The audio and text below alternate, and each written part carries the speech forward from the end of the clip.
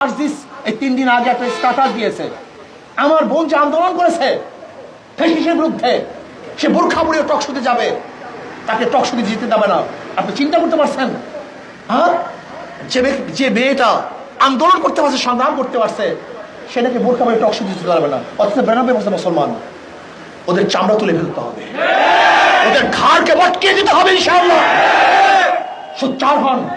এই জালেমের গোষ্ঠী, ইসলামের দুশ্মনের গোষ্ঠীদের ঘাড়কে ভেঙে চুরমার করে ফেলতে হবে ইনশাআল্লাহ। ওদের হাতকে ভেঙে ফেলতে হবে ইনশাআল্লাহ। ইউনিভার্সিটির ছাত্র সোচ্চার হন।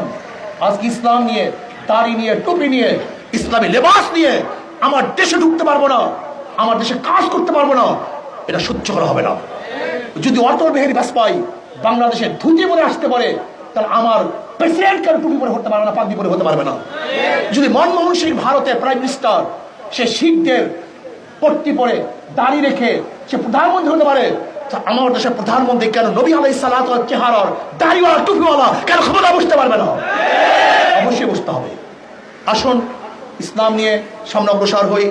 নিজেকে চিনুন, নিজে চেনার ভিত্তিতে এদেশ গড়তে হবে। ইন্ডিয়ান মিনাল মুসলিমের, আমি একজন মুসলমান, মুসলমান বাদ দিয়ে কোনো সংগঠন আমি করতে পারি না। এর secular, capitalism, communism, socialism, democracy, এটা মুসলমানদের আদর্শ না, আমার নবীর আদর্শ না।